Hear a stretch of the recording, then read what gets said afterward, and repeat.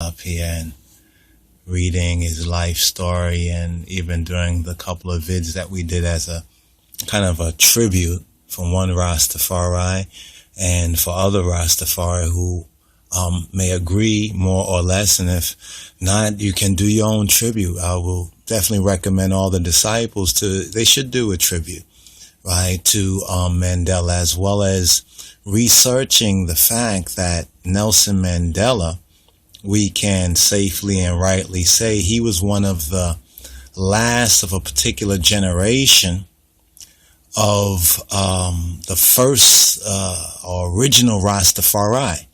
Nelson Mandela, Nelson Mandela was one of the last of the first generation of Rastafari. Yes, Nelson Mandela was and is a Rastafari. Many would disagree with that because they're just going on what the media has told them, right? They're going on what the media has told them, and they haven't really researched into this matter, very much so. And because of African unity, there you see Mandela's Ethiopian passport, right? When you recognize the blood, sweat, and tears and the sacrifice of the King of Kings in Christ, and of all the Ethiopians, the faithful and the righteous Africans and righteous people around the world who supported the cause of the King of Kings, and many who have supported the cause of Nelson Mandela. It's very interesting for us to proclaim this, and of course some folks are going to naysay it because they haven't done their own study and research into the fact that Nelson Mandela is one of the last of the original Rastafari, right? And his own words, his own testimony, we don't even have to say it ourselves. Nelson Mandela actually says so with his own testimony, of which I'll show you a little bit right here. Let's bring this page open right here. We just researched on the Google right there, Nelson Mandela Selassie in Ethiopia. And you'll find some of these, and hopefully you can repost them. You can tweet them out. Nelson Mandela's pistol given by Ethiopian Emperor Haile Selassie. Portions of Mandela's gun, quote, Mandela's gun, end quote, documentary to be filmed in Ethiopia. From the Telegraph, we have Nelson Mandela pistol, quote, under home of South African pop star. I don't know what that one is about right there. I opened it, but because we want to archive this, right? Archive this. This is right out there for you to read and study and to know the other half of the story that hasn't been told. Here we have on Arefe Mandela on Haile Selassie, right? He gives you his own opinions on Haile Selassie, on Imperial Ethiopia. The lion inspired Nelson Mandela. Mandela's gun, the gun that Emperor Haile Selassie gave Dr. Mandela. Then we have this, some interesting facts about Ethiopia, Nelson Mandela. That's a video there that we had posted a couple of months ago, when it was thought that he was near. They was basically announcing that he was near death at that time, and we posted these videos: Africa, Mandela's life, Ethiopia's lion. There's a new book, and how the King of Kings is an inspiration and was an inspiration. Now, furthermore, a further proof that we have that we want to share with you, that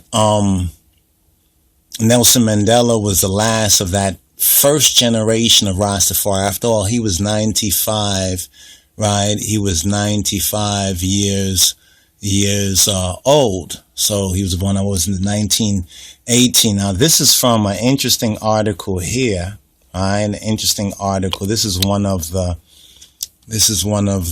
articles that found in the search right here. And let's just go up here. Right, Emperor Haile Selassie, a much watched video. You should check that video out for yourself right there. But this is from who's the writer Nebiad Aklilu. And let's tilt this right here. The OAU and Emperor, that's the Organization of African Unity, and Emperor, let's close this right here, Emperor Haile Selassie's rightful place in history. Now notice the last person, major world leader that said so concerning His Majesty's place in world history was assassinated. That was Kennedy at the railway station 50 days before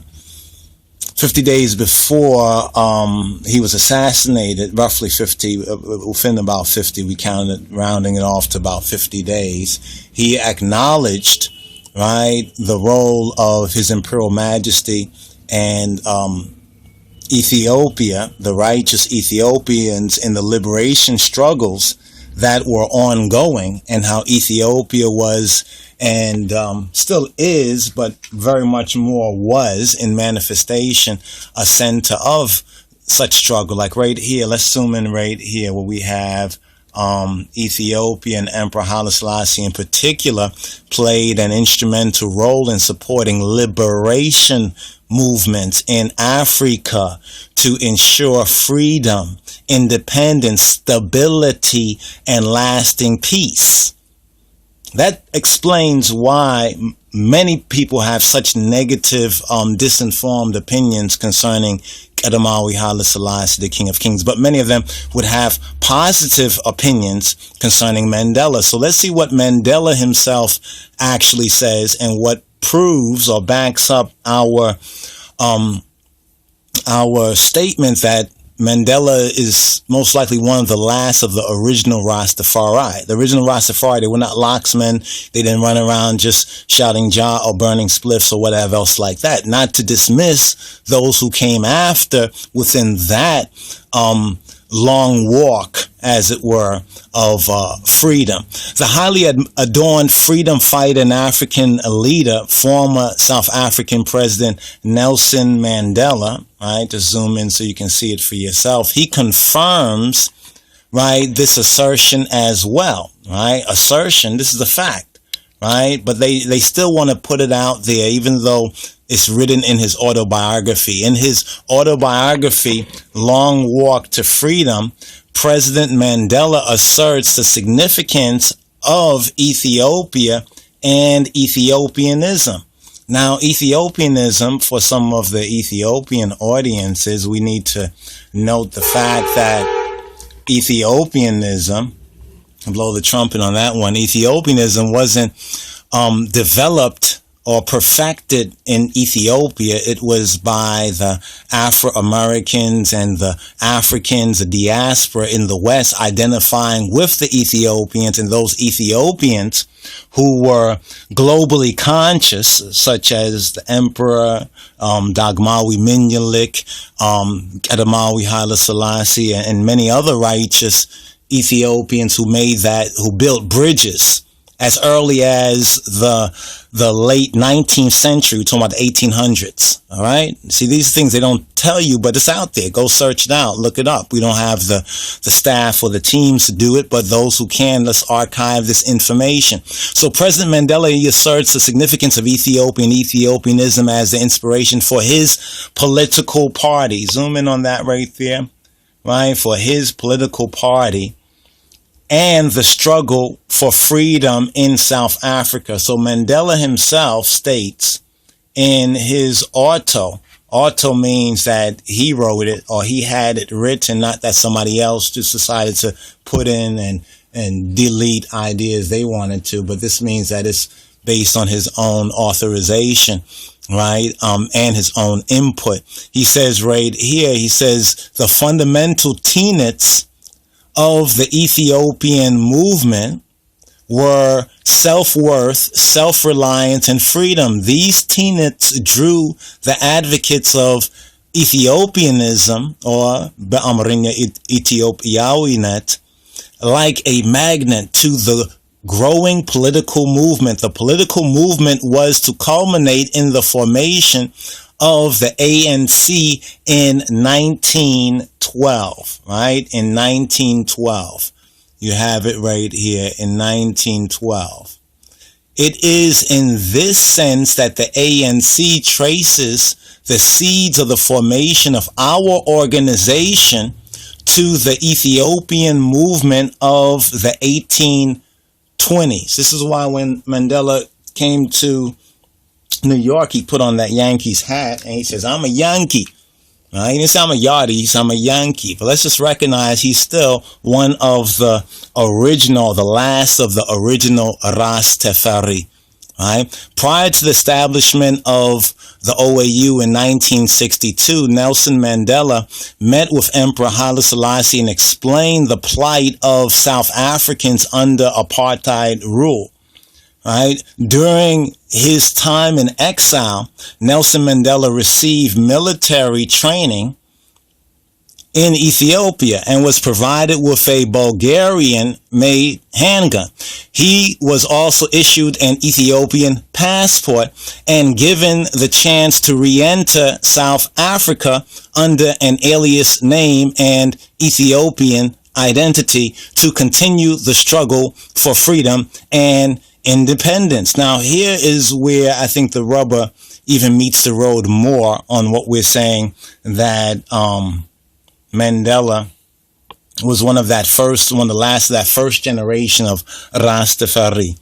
You know, that generation coming from he was born 1918, right? I think 1918. So coming from that time, that early time, some say the movement began in 1930, but it didn't begin in 1930 because His Majesty was known as Haile Selassie. We're not known as Selassians, we're known as Rastafari or Rastafarians. Rastaman, in other words. In his autobiography, Nelson Mandela stated Ethiopia always has a special place in my imagination, and the prospect of visiting Ethiopia attracted me more strongly than a trip to France, England, and America combined. Wow.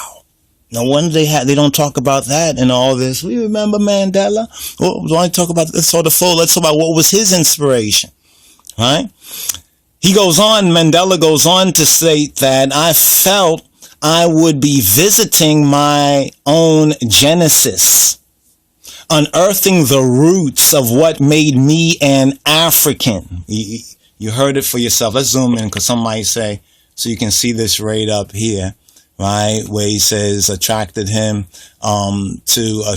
more strongly than a trip to France, England, and America.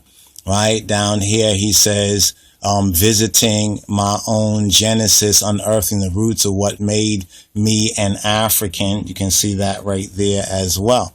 All right, as a former president of the last African country to gain its independence from white, racist, may I add, colonial rule, and Africa's de facto spiritual leader, Nelson Mandela is unarguably the most respected leader in Africa since Emperor Haile Selassie. Now, some even have tried to argue this down, just ignoramuses, just foolish people.